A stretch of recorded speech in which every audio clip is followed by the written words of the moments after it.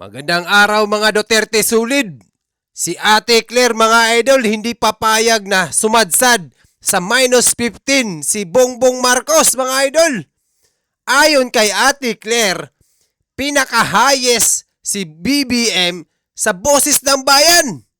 Pero bago tayo mag-react dyan, panoorin natin tong panayam niya sa mga reporter mga idol. Panoorin natin to at pakinggan.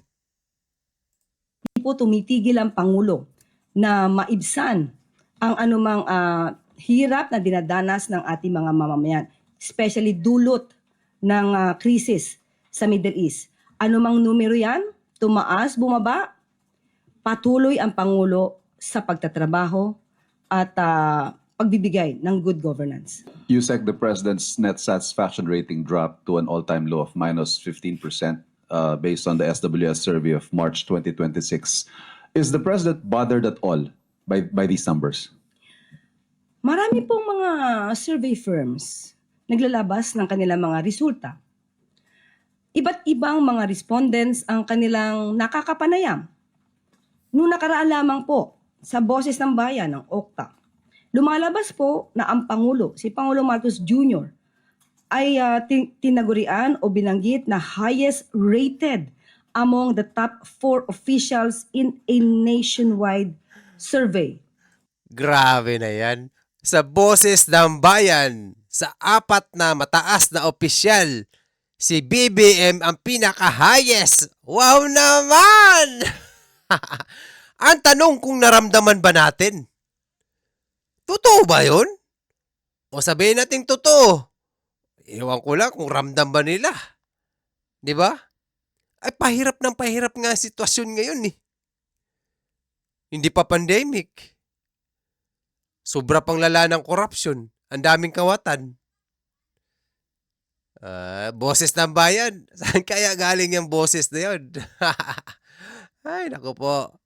So, kung may mga pagkakaiba man sila sa mga numero, pagkakaiba-iba ng mga survey firms, naniniwala po tayo at ang administrasyon na ito na patuloy ang gobyerno sa pagtatrabaho, pagbibigay ng ayuda at tulong sa ating mga mamamayan. Hindi po tumitigil ang Pangulo na maibsan ang anumang hirap na dinadanas ng ating mga mamamayan, especially dulot ng krisis. Yung sinasabi niyan tulong, ayuda at tulong, hindi dyan dapat mag-focus, Ate Claire. Kung nagtatrabaho ang Pangulo, wag sa ayuda at tulong. Hindi dyan mag-focus. Mag-focus siya itong corruption, krimen, tapos ituloy niya itong mga agriculture na maayos. Posible pa. Ngayon, unti-unti na yung mararamdaman ng taong bayan, gumawa siya ng mabuti at maganda para sa bayan. Wala tayong nararamdaman maganda eh. Puro kawat eh. Puro away. Ganun ang nangyayari dito sa admin ngayon. Bangayan. Kasi sila-sila lang nandyan. Diba? Walang ganun sa panahon ni Tatay Digong. Lahat sila Tatay Digong nakapokus sa krimen, sa korupsyon, sa war on drugs. Kaya lahat sila takot ang mga kawatan. Takot ang mga oligarko. Lahat umaangat. 'Di ba? Ang nagbibenepisyo ang mga mahihirap. Paano ko nasabi? Yung mga mayayaman nagbabayad ng tamang buwis. Oh. Ito tayo nga mga mahihirap minus agad kayan sa payslip natin, 'di ba? Tapos ang balik noon, infrastructure. Naramdaman natin. Oh, 'di ba? Ganun 'yun. Maayos na pamumuno. Sa Middle East. Anumang numero yan, tumaas, bumaba, patuloy ang Pangulo sa pagtatrabaho at pagbibigay ng good governance. May gagawin po bang adjustments ang Pangulo sa kanyang governance? Because by the term itself, satisfaction rating, baka ho kung ano man yung ginagawa ng Pangulo ay hindi nakakarating o hindi nararamdaman? Yun, tama talaga sinabi ng itong reporter. Baka kailangan niya may mga mag-adjust siya. paano niya maramdaman ng tao, tayong mga nasa middle class, itong mga mahihirap na mamamayan. Baka kailangan talaga niya mag-adjust. Hindi kasi pwede ayuda. Yung ayuda na yan, hindi yan pang prong life. Pangsamantala lang yan. Hindi yan pangsamantagal. Maglagay siya ng, yung sinasabi niya, 20 pesos. Yun. Posible yun. Wala. Oh. Maglagay siya ng libreng bus. Katulad kay Inday Sara. Oh, di ba? Yun, pang masamantagal. Oh, di ba? Davao, tingnan mo, pang samantagal. Ganun yun. Maglagay siya yung itong 100 million sa PGH. Nasaan na ngayon? Lagay niya yun, ibalik niya. Oh. Yun, pang samantagal yun. Hindi puro ayuda. Kasi ang ayuda, sabihin nating 1 million ang ayuda, pagdating sa barangay dyan, 200,000 na lang yan. Minus yan pagdating sa congressman, mayor, vice mayor, bago makarating doon sa barangay, wala na. Kulangot na lang. Hindi puro ang tulong ay puro ayuda. Hindi yan pang matagalan. ng mga tao, hence the low satisfaction rating. Sa ating pagkakatingin, depende nga po yan sa mga respondents na nakakausap. Sabi nga po natin, muli, tinagurian nga po si Pangulo na highest rated among the top 4 officials in the nationwide survey. So naniniwala po tayo na nararamdaman ng ibang mga kababayan natin ang ginagawa ng gobyerno. Nagkakataon lamang po siguro ang nakakausap ay mga taong hindi pa nahatiran or hindi pa naramdaman ang tulong ng gobyerno. Wait lang. Yung mga taong hindi pa nahatiran. Ay, naku po. May ibig sabihin yata ako nun na hindi pa nahatiran ng alin? Ng maleta. Ay, naku po mga idol. Nahirap takpan yung taong talagang hindi natin nararamdaman. Kahit yung mga kaharap ni Ate Claire dyan ng mga reporter, nagmumukha tayong tanga. I mean, hindi naman, sorry, hindi naman ganun. Nagmumukha tayong hindi naman siya katawa-tawa. Parang kahit anong takpan mo, tapos ramdam mo na wala naman talagang Hindi kasi pwedeng sabihin ng reporter na ganun diretso eh. Kahit, Ate Claire, ma'am, kung ako reporter, ramdam ba? Ano bang naramdaman? Naramdaman nyo ba? Pagbabago? May nararamdaman ba tayong ginhawa na naibsan? Meron ba? Wala, di ba? Parang ang lumala eh. Noon. Di ba? Ganun. Mahirap magsalita, pero wala talaga. Iwan ko ba?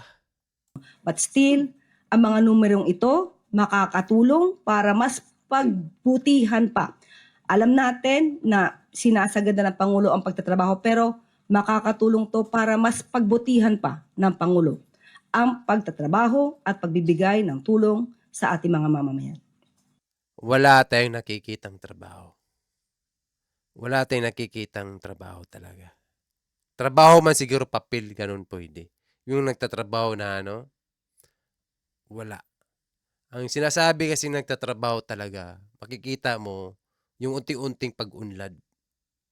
Nakikita mo may mga project na kahit maliliit, paunti-unti, hanggang sa may makukuha kang investment sa ibang bansa. Wala nga mag-i-invest sa atin eh. Baka tayo pang pupunta at mangutang kasi wala na tayong pera. Parang ganun ang mangyayari niyan. Wala mag-i-invest sa Pilipinas ngayon. Wala talaga kasi gawa ng corruption ang nangyayari. Lahat yan sila, yung mga investor dyan, lahat yan ay magwi-withdraw yan. Ganun ang nangyayari. Kahit takpan ni Ate Claire, alam niya yan eh. Siyempre tagapagsalita. Tayo kasi, tayong nasa mababang klase. Kahit yung mga reporter na yan, alam nila yan. Kaya nga sabi ng reporter kanina, hindi lang niya dinirekta eh. Baka kailangan niyang mag-adjust. Anong sagot ni Ate Claire? Hindi lahat ng nakakausap, baka yung nakausap lang ay hindi naabutan o nabigyan ng tulong. Posible. Posibleng ganun. Pero lahat talaga. Sorry Ate Claire, may respeto naman kami sa inyo. Pero sa realidad talaga, alam nyo nila yan. Imposible, wag na natin takpan. Sa hirap ng buhay ngayon, mas the more pa naghirap. Siguro ang Davao, masagana sila, progreso. Bakit sila lang may ganun? Libreng bus. Ang balita pa, magdadagdag pa sila ng bus, 20 ka bus. Kasi siguro, sa dami ng gustong sumakay. Ganun ang mangyayari. Lahat na libre na dun. Billings, libre wifi, sa mga PWD, itong mga ano. Kung gusto nyo maging ganyan ang Pilipinas, Davao, Duterte. Libre, mga idol.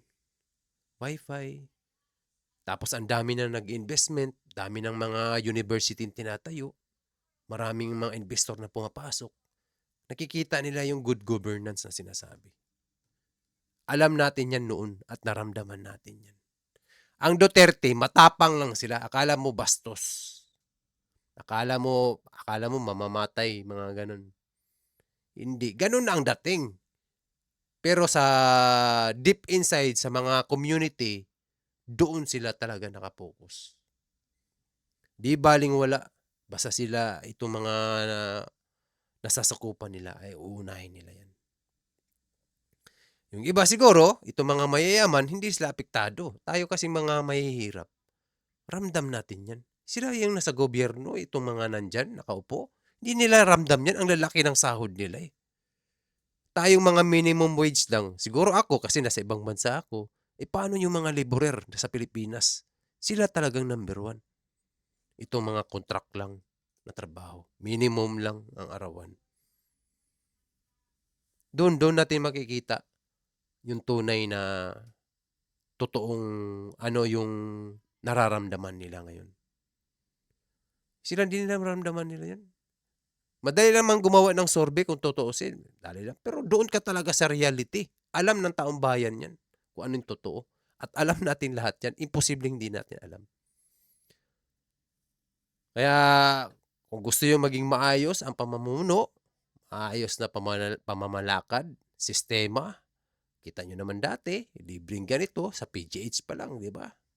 Sa mga itong mga hospital na nagawa na, libre. Sobra-sobra pa. Ngayon, libre sakay. Mag-Duterte na tayo. Parang ano na, wala na eh. Ibalik natin. Yung mga ano lang dyan, itong mga gumagawa dyan na hindi maganda, matakot kayo. Itong gumagawa ng pinagbabawal na gamot. Doon lang, kaya ayaw na ayaw nila yan. Salot kasi yan sa lipunan. Yun ang problema ngayon nila. Kasi ginagawa nilang negosyo yan. Alam natin lahat yan, di ba? O, ngayon, kasi hindi natin makikita ngayon, kaya sila ayaw talaga nilang ibalik ang Duterte. Kasi marami silang mga gawain dyan sa loob.